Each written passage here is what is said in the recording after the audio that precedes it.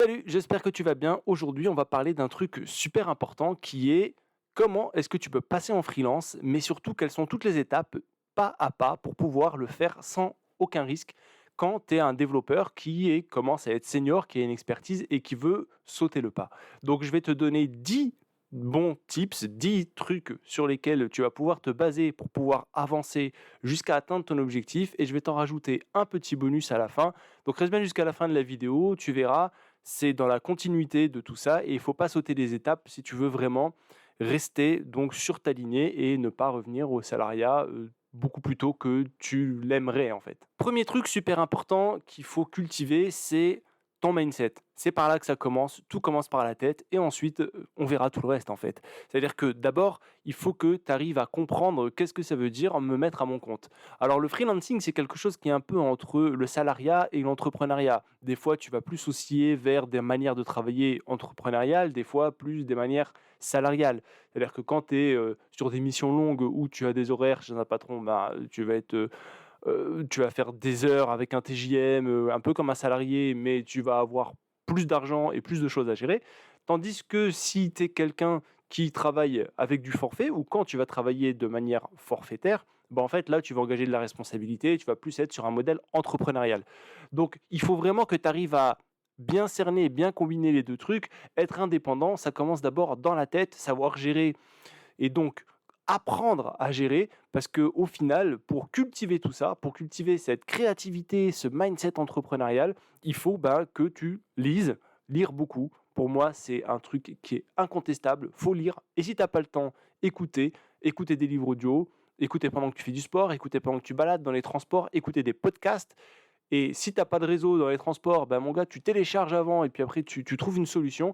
Et en fait, tu vas voir que ça te met dans une posture dans laquelle tu vas trouver des solutions pour faire un planning d'apprentissage et ça va te mettre dans une dynamique qui est une dynamique créative et donc qui dit créative dit entrepreneuriale. Ensuite, une fois que tu as bien travaillé à ça, il faut que tu te poses ta deuxième question qui est pourquoi? Pourquoi est-ce que tu fais ça? Parce qu'en fait, avant même de savoir ce que tu veux faire, tu sais que tu vas entreprendre, mais qu'est-ce que tu vas faire concrètement? Faut savoir pourquoi. Il faut que tu sois aligné avec, OK, pourquoi est-ce que je veux me lancer en freelance? Pourquoi est-ce que le confort du salariat, la mutuelle, et cetera, ça m'intéresse pas? Quel est ton moteur? Et une fois que tu as trouvé ton moteur, en fait, tu pourras plus t'arrêter, tu seras inarrêtable et surtout, en fait, tu vas justement agir en fonction de ce moteur-là. Donc, tu vas faire les bons choix, les bonnes décisions, celles qui te correspondent, celles qui, en fait, vont en harmonie avec toi, avec tes valeurs, avec ton éthique, etc., etc. Et tout ça, en fait, tu dois le poser le plus rapidement possible. Et ton pourquoi, en fait, il va pouvoir changer dans le temps. Il va pouvoir bouger, il va pouvoir s'ajuster.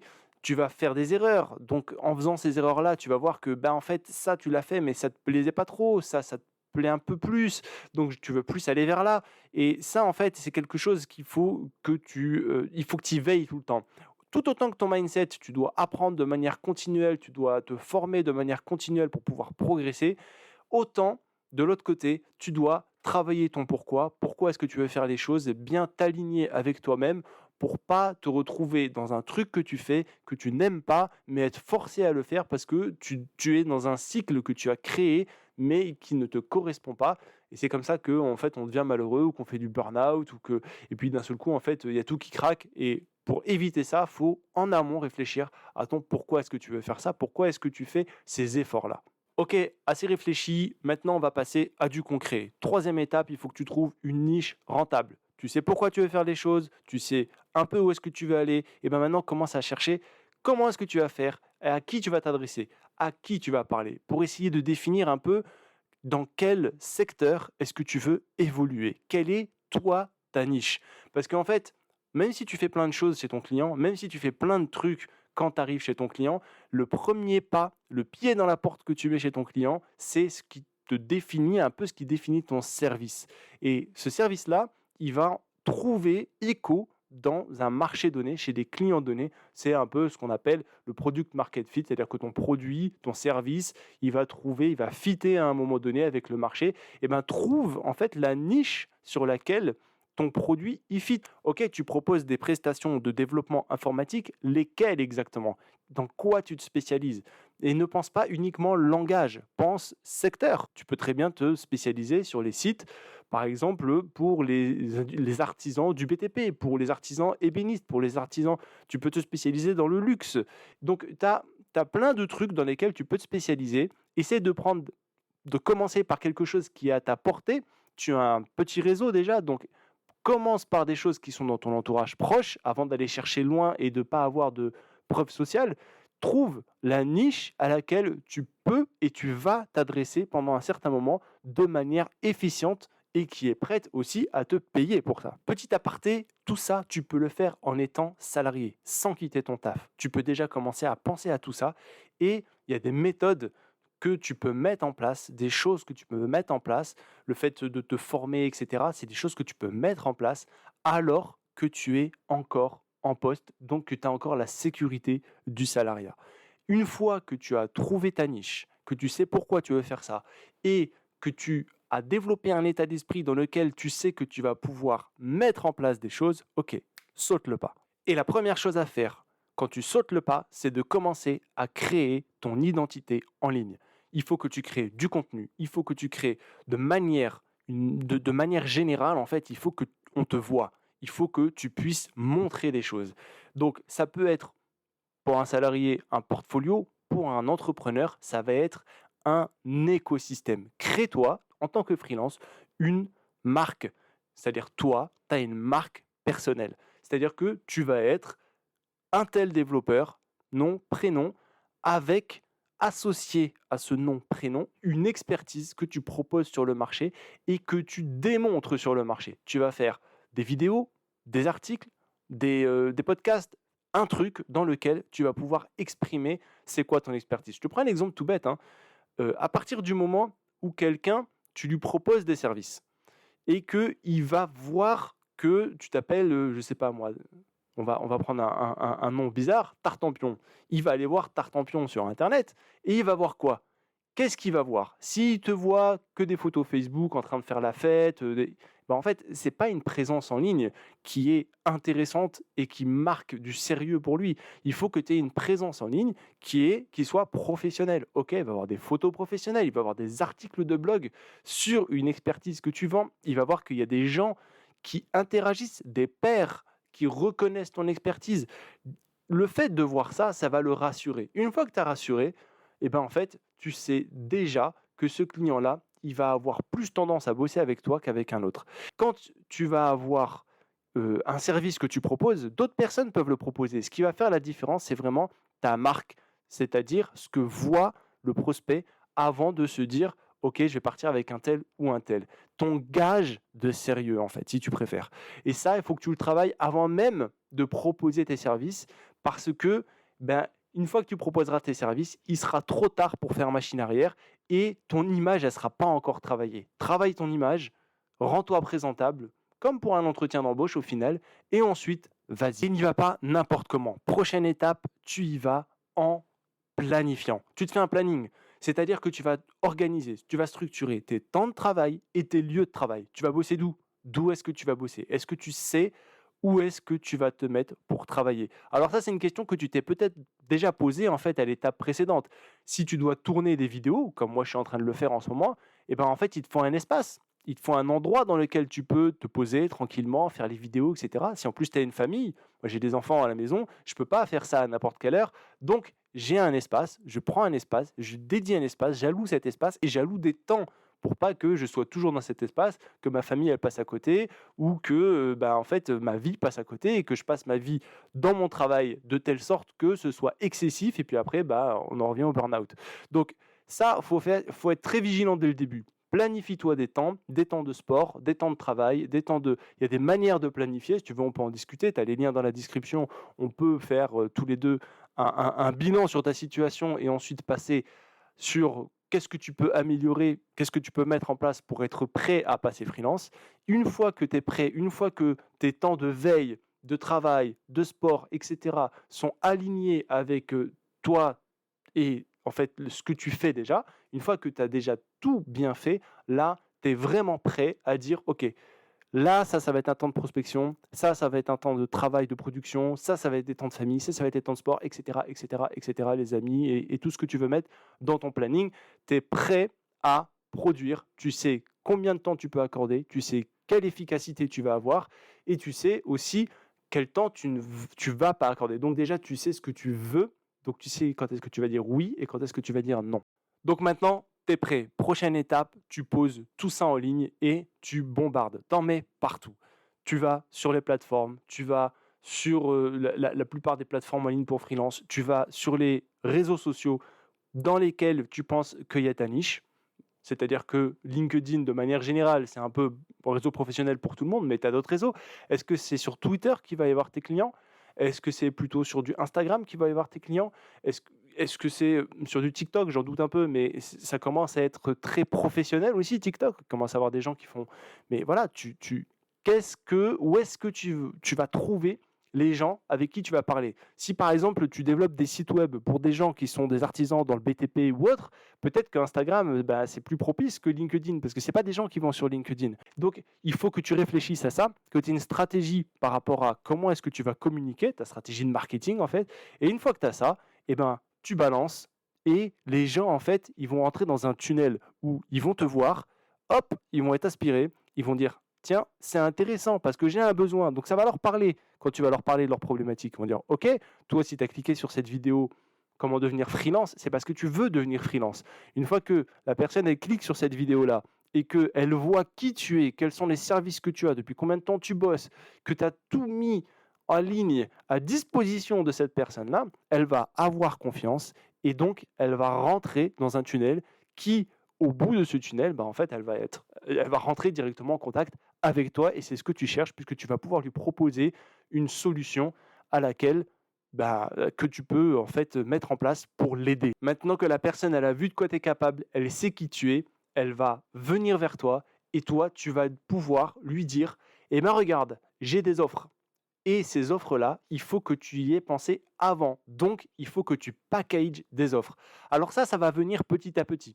Tu ne pourras pas packager tout de suite une offre en disant, voilà, je fais ça à tel prix et ça va marcher à tel prix. Parce que le prix, c'est quelque chose qui est totalement aléatoire, dans le sens où ça peut très bien fonctionner avec un certain public et pas du tout avec un autre.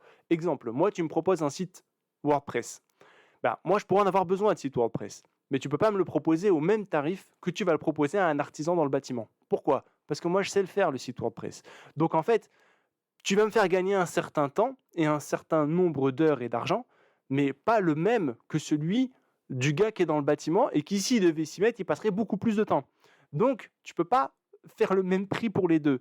Et c'est en ça qu'il faut que tu trouves quel est le prix adéquat sur la valeur de ton marché que tu offres à ton marché.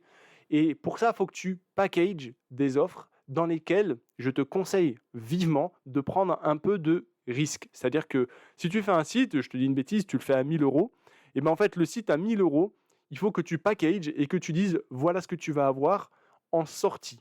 Tu vas payer tant, en sortie, voilà ce que tu vas avoir. Tu vas avoir le site, mais pas que le site. Tu vas avoir une documentation, tu vas avoir, je ne sais pas moi, un accompagnement, versionning du code.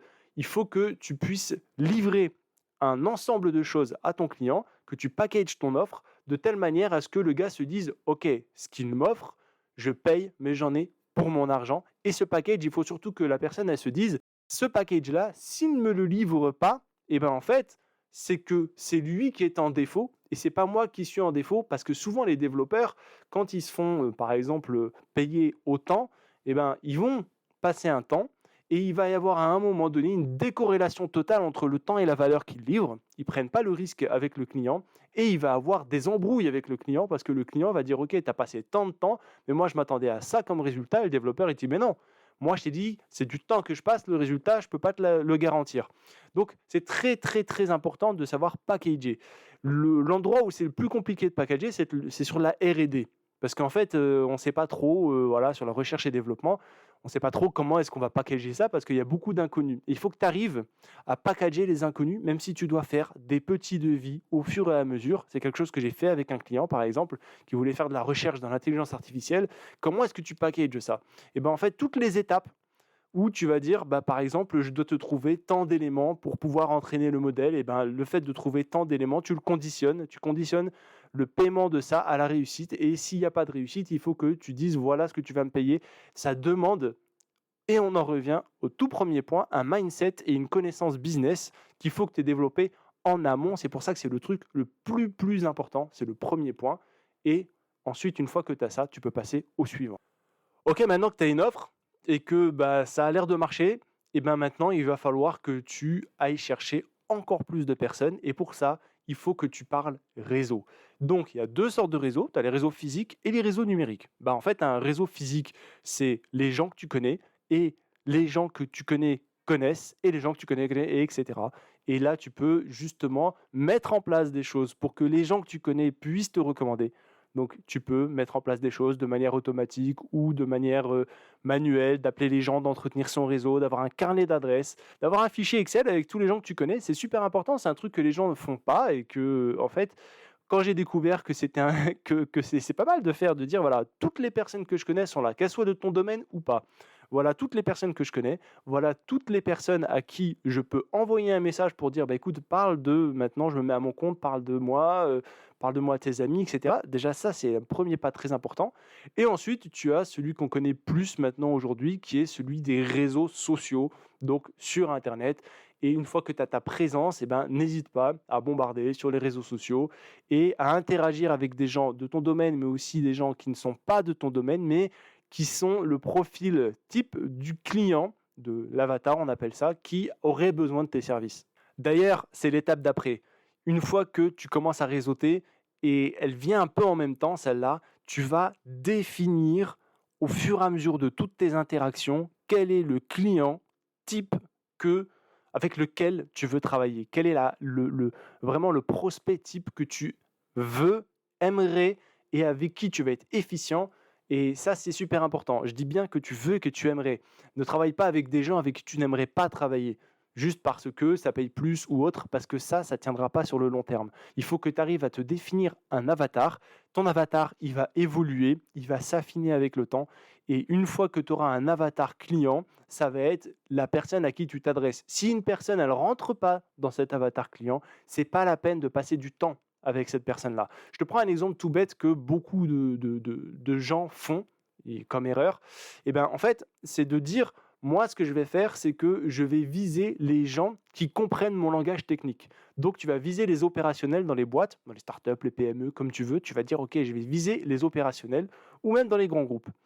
Et tu vas avoir des opérationnels qui vont parler bah, aux décideurs qui sont au-dessus d'eux et qu'on appelle des exécutives en général. Et ils vont leur dire, ben, ça peut être le chef d'une PME, ça peut être le directeur du service, etc.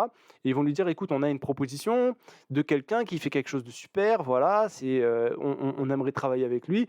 Et toi, tu commences à passer du temps avec l'opérationnel et qui commence à avoir une réponse plus ou moins positive de sa hiérarchie, et tu commences à mettre en place, donc passer du temps dit argent, dit ne pas pouvoir aller voir ailleurs, etc. Donc tu t'engages avec ce client, et ce client, au bout de 2, 3 mois de travail avec lui, quand vient l'heure de la décision, et ben en fait, il reçoit l'opérationnel de l'exécutive. Ben en fait, non, on va pas partir avec ces gens-là parce qu'on n'a pas contractualisé. On va contractualiser avec quelqu'un d'autre. Ça peut être quelqu'un qui connaît, ça peut être une personne qui arrive et qui arrive à mieux exprimer qui arrive mieux à répondre aux besoins de l'exécutif et à parler son langage. Donc c'est quelqu'un qui a parlé à un autre niveau, au niveau du décisionnaire.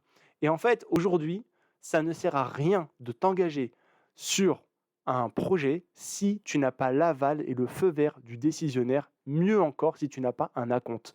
Pourquoi ? Parce que sinon tu vas passer du temps et tu vas perdre du temps, et celui qui perd le temps et l'argent au final c'est toi, et si tu perds ça et que tu n'as pas le contrat derrière, et ben en fait, voilà, le nerf de la guerre, on le rappelle, hein, c'est l'argent. Ok, donc voilà, maintenant tu y es, tu as commencé par connaître pourquoi, savoir comment, et tu finis par à qui est-ce que tu veux vendre. Voilà les piliers en fait pour devenir freelance. Ça se travaille, hein. Bien sûr, ça ne vient pas du jour au lendemain. Maintenant, je vais te donner un bonus. Une fois que tout ça s'est mis en place, une fois que tu as quelque chose qui marche et que en fait, tu te rends compte que ton temps, tu ne peux pas le compresser, Et donc, il est incompressible. Tu peux pas avoir plus de temps. Tu peux pas grandir plus. Tu as deux choix. Soit tu peux recruter. Ça, c'est une autre histoire. Mais si tu veux rester freelance, eh ben, en fait, tu as un truc qui est de plus en plus facile et facilité, c'est d'automatiser. Ce sera le point bonus dont je te parlais. Automatise et automatise dès que tu commences à voir que si tu rajoutes des clients, eh ben, il va falloir que tu diminues des choses de l'autre côté. Qu'est-ce que tu peux automatiser? En fait, tu peux automatiser toutes les tâches rébarbatives que des SaaS, des logiciels SaaS ou des intelligences artificielles peuvent faire. En gros, rédaction des factures, tu fais des templates. Tu fais des rédactions de contrats, tu fais des templates. Tu templates pour réfléchir à certains trucs, packager tes offres, etc. Bon, là, c'est du chat GPT, tu templates aussi. Tu as cette partie-là, mais tu as aussi la partie automatisée, tout ce qui va être ton quotidien d'entrepreneur, de freelance, d'indépendant, qui vont être la comptabilité, le fait de scanner, d'envoyer. Tu as des logiciels SaaS qui sont très bien, le fait de partager les documents avec le comptable. Si tu as un comptable, prends rapidement un comptable, je te le conseille. Donc, commence déjà à automatiser pas mal de trucs, à déléguer également quand tu peux commencer à déléguer. Là, j'ai parlé du comptable. Ça peut être aussi le juriste si tu interviens sur des trucs où vraiment il faut une juridiction spécifique. On conseille aussi de prendre rapidement un juriste. C'est ce qui va te permettre de croître sainement. Et donc, l'automatisation, pour moi, c'est quelque chose qui devient incontournable parce que tu peux automatiser beaucoup de choses. Tes retours clients, ta demande de retour client, les questions les plus fréquentes sur un produit. Par exemple, tu mets un produit ou si tu mets un service, tu peux faire une FAQ sur ton site. Il y a beaucoup de choses comme ça qui sont très pertinentes, que tu peux automatiser. La seule limite, c'est ton imagination. Tu peux t'inspirer un peu de ce qui a été fait par d'autres, mais plus tu vas automatiser, il y a des outils comme le no-code, etc. Plus tu vas automatiser, plus tu vas avoir deux choses. Tu vas gagner du temps, donc de l'efficacité, et surtout, tu vas te décharger des choses que tu n'as pas envie de faire et tu vas rester sur ton cœur de métier, ton expertise. Voilà, c'est la fin de cette vidéo. N'hésite pas à mettre un pouce bleu, à liker, à partager au maximum. Les liens sont également dans la description si tu as besoin de plus d'informations, si tu veux que on discute ensemble de ta situation, qu'on puisse faire un bilan. N'hésite pas, il y a des liens dans la description, on peut faire ça ensemble et tu vas pouvoir mettre en place des choses pour changer ta carrière, gagner du temps, de l'argent en plus, etc. Et si tu n'es pas abonné à cette chaîne et que tu regardes la vidéo, n'hésite pas à t'abonner. J'ai vu que vous étiez pas mal à regarder, mais il n'y en a pas beaucoup qui sont abonnés, qui n'ont pas activé les notifications. Faites-le, s'il vous plaît, ça aide pas mal la chaîne et moi, en fait, ça va me donner plus d'énergie, on va dire, et plus d'envie de vous proposer du contenu de plus en plus qualitatif et de vous délivrer de la valeur. Donc, n'hésitez pas à le faire, à partager au plus grand nombre. Et moi, d'ici là, je vous dis portez-vous bien. À la prochaine vidéo. Ciao.